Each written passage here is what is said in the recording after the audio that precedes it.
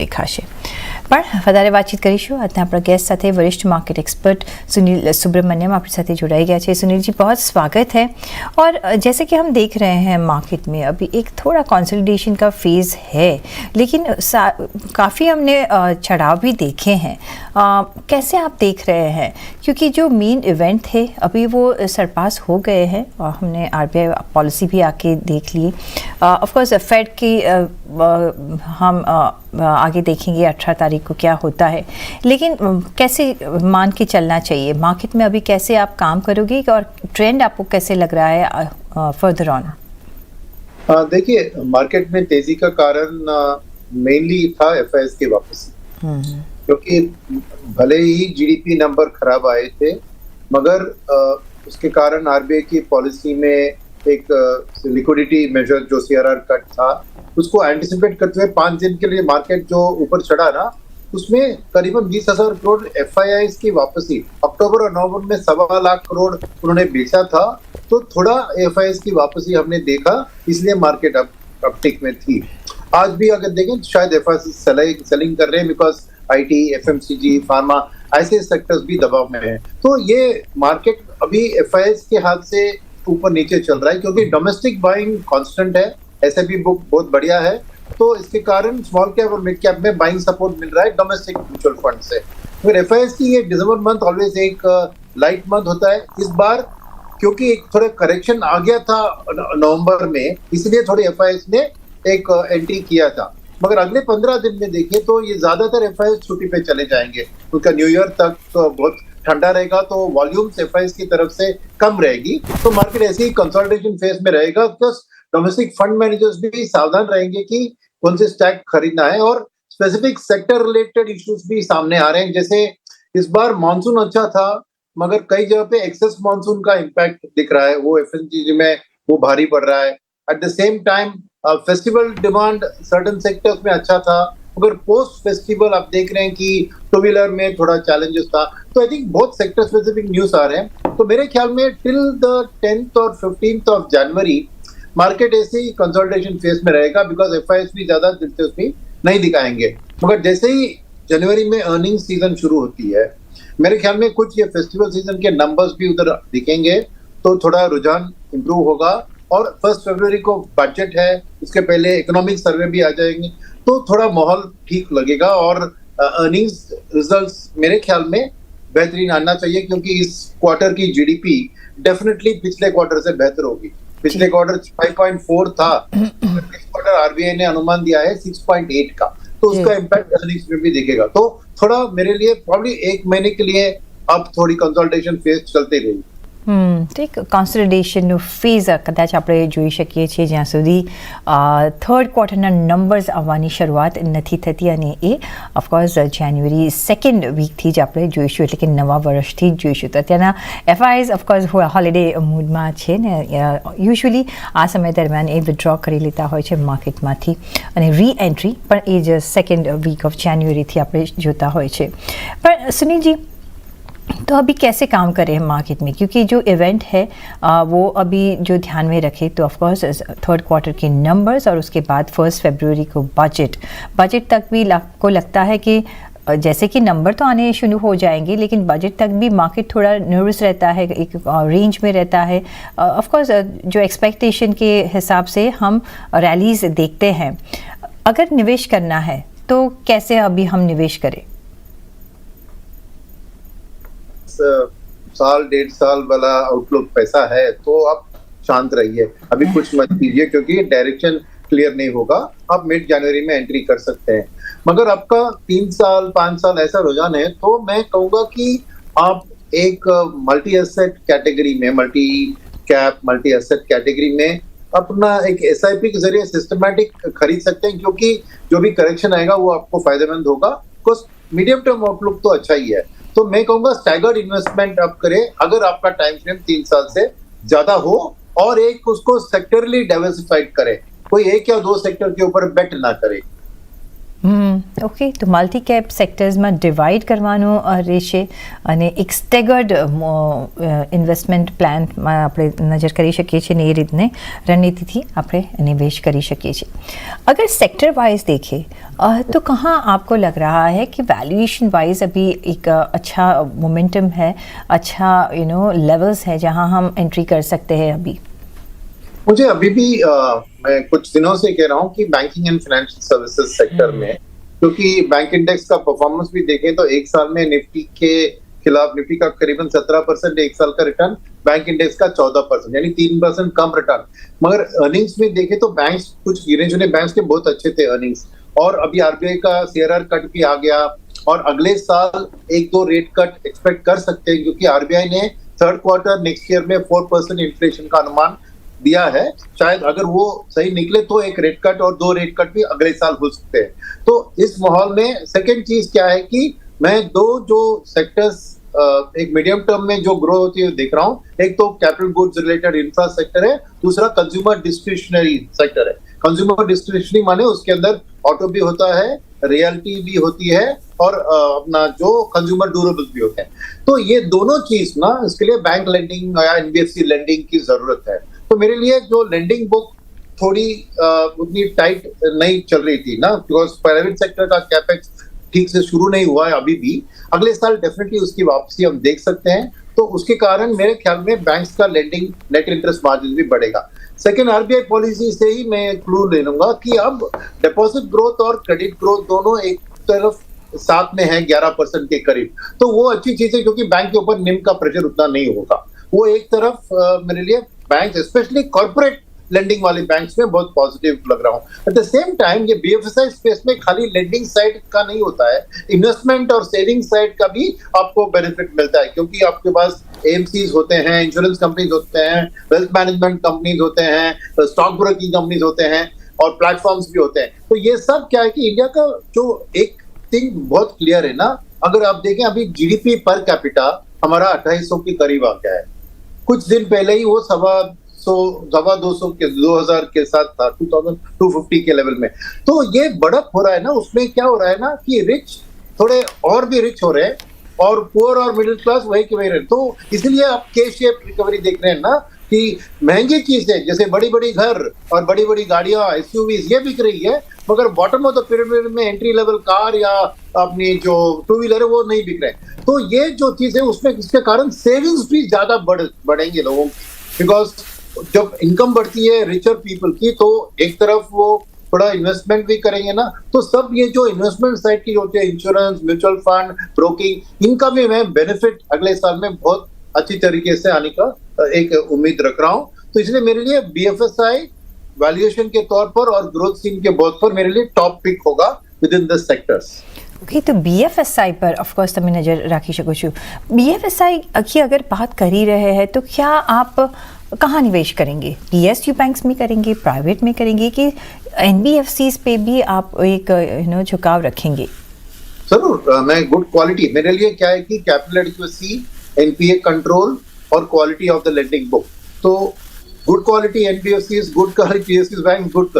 तो important thing is quality, क्योंकि NPA side जैसे आपने देखा माइक्रो फाइनेंस में दबा हो रहा है, तो ऐसे चीजों से जो एक अच्छा बैलेंस शीट मेंटेन कर रहे हैं, तो तीनों मैं कहूंगा, और इवन स्मॉल फाइनेंस बैंक और गोल्ड लोन लेंडिंग कंपनीज, क्योंकि वो कोलैटरलाइज्ड लेंडिंग है ना, उसका सिक्योरिटी हाथ में होता है.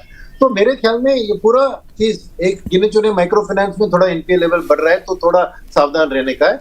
बट अदरवाइज मेरे को कोई दिलचस्पी नहीं कि प्राइवेट की, क्या है ना, प्राइवेट सेक्टर ज्यादा रिटेल और कंज्यूमर लेंडिंग में, कंज्यूमर डिस्क्रिशनरी लेंडिंग में अव्वल नंबर पे है. कॉर्पोरेट लेंडिंग में small and mid cap companies को ऑर्डर बुक फिलअप करने के लिए पीएसयूज बैंक ही आगे होते हैं, क्योंकि उनके पास वो रिस्क टेकिंग कैपेसिटी और नॉलेज ऑफ दी कंपनीज बहुत ज्यादा होता है. तो एक स्प्रेड आउट पोर्टफोलियो रखना चाहिए, खाली पीएसयू या खाली प्राइवेट ऐसा चूज करने की जरूरत नहीं है. सभी में अच्छे स्टॉक्स मिलते हैं, क्वालिटी ऑफ द कंपनी को देखनी चाहिए. जैसे कि आपने पहले ही कहा सुनील जी, वो मुझे समझ एक बात नहीं आ रही है. अगर डिस्क्रिशनरी स्पेंडिंग बढ़ रही है जो आपने मेंशन किया, लेकिन कंजम्पशन में अगर देखें तो वहाँ एक नेगेटिव हम देख रहे हैं. एक बाजू हम रूरल में थोड़ा अपटिक जो देख रहे हैं, अर्बन में एक थोड़ा स्लो डाउन देख रहे हैं। क्या एक फूड इन्फ्लेशन की वजह से आप ये सिनारियो देख रहे हैं? अगर आज गोदरेज कंज्यूमर का भी जो अपडेट आया है और वे इन एडवांस आ गया है, उन्होंने एक अभी और एक महीना बाकी है रिजल्ट सीज़न को शुरू होने के लिए, कैसे आप देखोगे? क्योंकि एक वहाँ एक स्लोनेस दिखाई दे रहा है, और कैसे आप एफएमसीजी सेक्टर को रखेंगे, कंजम्पशन को रखेंगे वीज़ डिस्क्रिशनरी? क्या कौन सा यहाँ पासा विनिंग स्ट्राइक हो जाता है कंज्यूमर के लिए? देखिए, मैं दो चीजें इसमें, एक है बिजनेस का आउटलुक, एक है ईपीएस का आउटलुक। ओके, तो अभी बिजनेस का आउटलुक देख तो क्लियरली इन्फ्लेशन का असर आपको लोअर एंड कंजम्पशन में क्लियरली दिख रहा है, क्योंकि अगर इन्फ्लेशन बढ़ती है तो कंज्यूमर सरप्लस गिरता है और छोटी मोटी चीजों को वो पोस्टपोन करते हैं, जैसे अपने टू व्हीलर को रिप्लेस करना या अपने normal day to day items है उसके कंजम्पशन को कम कराते हैं। तो बिजनेस लेवल में ये high inflation low and consumption में इंपैक्ट कर रहा है, बट डिस्क्रिशनरी में उतना नहीं इंपैक्ट करेगा, बिकॉज जब ईएमआई भरा रहे हो आप तो स्प्रेड आउट कर रहे हो, तो ईएमआई में 20-30 रुपया बढ़ गया आपको बिकॉज ऑफ ये। अभी ब्याज दर भी स्टडी है, अभी देखिए सीआरआर रेट के कारण ब्याज दर में भी ज्यादा बढ़त नहीं देखेंगे आप, तो उस चीज के कारण कंज्यूमर डिस्क्रिशनरी में एक डिमांड आ सकता है, उधर भी हाई एंड जैसे मैं ना की शेप रिकवरी, क्योंकि जो एचएनआईज और सुपर एचएनआईज है उनकी इनकम बहुत बढ़ गई है, तो ये बिजनेस वाला चीज ये है, right. But the same time आपको ईपीएस को बात करें ना तो दो चीज है इसमें, एक होता है कि यही इन्फ्लेशन एफएमसीजी कंपनियों की कॉस्ट को बढ़ाती है। अभी फूड की इन्फ्लेशन बढ़ा, तो अगर गेहूं के दाम बढ़ते हैं तो नेचुरली बिस्किट वाली कंपनी को इम्पैक्ट आता है ना, जैसे पाम ऑयल बढ़ गया तो ऑटोमेटिक, इसलिए गोदरेज का भी आपने बताया कि पाम ऑयल की कॉस्ट की इंक्रीज उनके इनपुट कॉस्ट में, सोप में इस्तेमाल होता है पाम ऑयल, तो इन्फ्लेशन का असर ईपीएस के ऊपर भी आता है क्योंकि उनकी कॉस्ट बढ़ जाती है, बिजनेस भी कम हो रहा है। और एफएमसीजी बेस्ट ऑफ टाइम्स में आपको 6-7-8% ही बढ़ते हैं, वो 20-30% थोड़ी बढ़ते हैं। तो मेरे ख्याल में ये अभी मौका एफएमसीजी के लिए ठीक नहीं है एट दिस पॉइंट, सावधान रहना चाहिए, क्योंकि जो इन्फ्लेशन, अगर फूड इन्फ्लेशन घटती है तो उसके बाद ही उसका अच्छा इंपैक्ट देख सकते हैं। सिमिलरली इंटरनेशनल कमोडिटी प्राइसेस भी, अगर चीन में कुछ प्रॉब्लम आता है और उसके कारण चीन सबसे बड़ा कमोडिटी कंज्यूमर है, तभी उसके इंटरनेशनल कमोडिटी प्राइस में एक डिक्लाइन दिखेगा। मगर अगर अमेरिका बहुत बेहतरीन कर रही है इकोनॉमी तो फिर कमोडिटी प्राइस बढ़ सकते हैं, वो भी हानिकारक है एफएमसीजी कंपनियों के लिए। तो मेरे ख्याल में अब रिस्क रिवॉर्ड एफएमसीजी के फेवर में नहीं है इमीडिएटली, क्योंकि ना ही उनके बिजनेस सेल्स ग्रोथ की उम्मीद बहुत बढ़िया है, at the same time cost pressures भी बढ़ रहे हैं। तो मेरे ख्याल में ये जनवरी मिडिल तक वेट कीजिए, जब उनके अर्निंग सीजन आएंगे तो क्या गाइडेंस दे रहे हैं सामने वाले महीनों के लिए, उसको ध्यान देकर फिर ही हम एलोकेशन करेंगे। एफएमसीजी से सावधान रहना अच्छी बात है। તો એફએમસીજી થી હમણાં એક થોડુંક આપણે સાવધાન રહેવાનું છે, એક એમના થર્ડ ક્વાર્ટરના નંબર્સ આવી જવા દો, ગાઈડન્સ આવી જવા દો, અને પછી મે બી અહીંયા આપણે એક નજર રાખી શકીએ છીએ। પણ એ સાથે જ અહીંયા એક મારે નજર રાખવાની છે બ્રેક પર, તો બ્રેક લઈશું અને પાછા ફરીશું ને આ ચર્ચાને ચાલુ રાખીશું। અમારી સાથે જોડાયેલા રહેજો।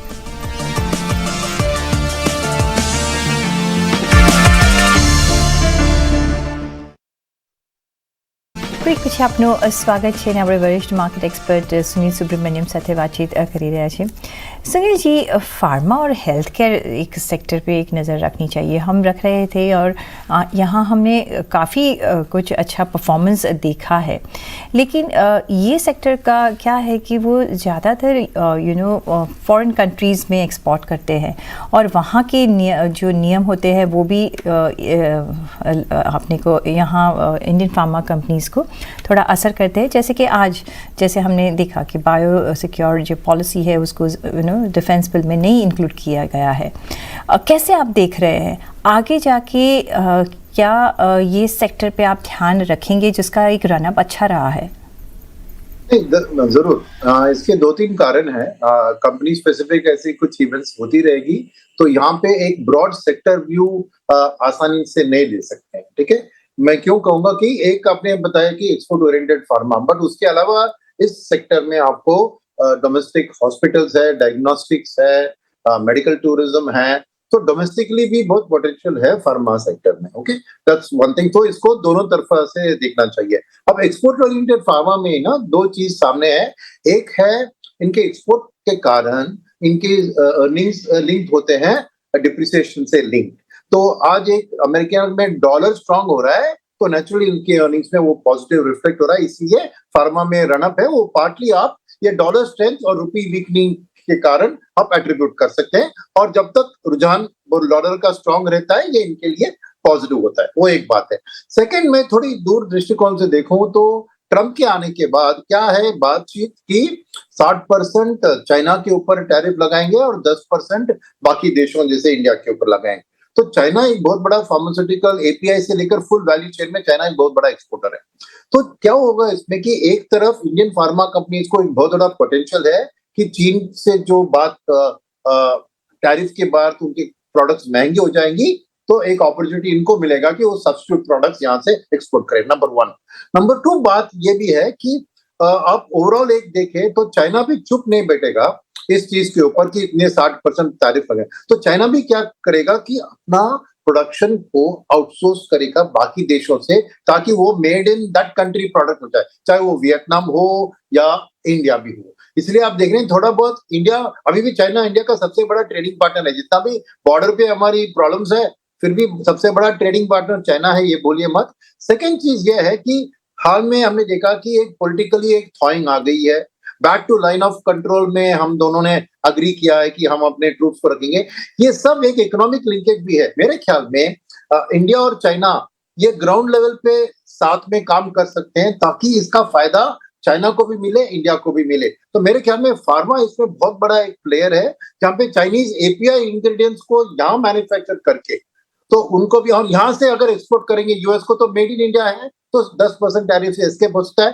तो ये ग्राउंड लेवल में एक गठबंधन धीरे धीरे, बहुत पब्लिकली इंफॉर्मेशन नहीं आएगी बट ग्राउंड लेवल में धीरे धीरे आ सकती है। तो ओवरऑल फार्मा के लिए, स्पेस के लिए ये एक अच्छा रुझान है, क्योंकि एक यूएस मार्केट और यूएस इकोनॉमी अगर ग्रोथ फेज में है तो डेफिनेटली फार्मा रिलेटेड प्रोडक्ट्स का नीड भी बढ़ेगा, डिमांड भी बढ़ेगी, और चाइना और इंडिया दोनों मिलके उसको सेटिस्फाई कर सकते हैं। तो इंडियन फार्मा में मैं अभी भी एक पॉजिटिव रुझान रखूंगा, despite the strong growth in the valuation and the share prices. और जी अगर मिलके करें तो ऑफ कोर्स ये है, ये अच्छा सा एंगल आपने बताया सुनील जी। लेकिन अगर जब भी हम चाइना प्लस वन की बात कर ही रहे हैं, तो हमने देखा है कि भारत ने बहुत सारी रिफॉर्म्स किए हैं चाइना प्लस वन के लिए। कौन से अदर सेक्टर्स आपको लगते हैं कि एक ल्यूक्रेटिव लग रहे हैं अगर हमको एडवांटेज लेना है तो? और एज फॉर एग्जांपल मेटल में देखें तो एंटी डंपिंग का भी चाइना की तरफ से, हम डंपिंग का भी एक अभी बीच में समाचार आया था। कैसे आप देखोगे, कौन से सेक्टर्स आपको पसंद पड़ेंगे वो एंगल से अगर निवेश करना है तो?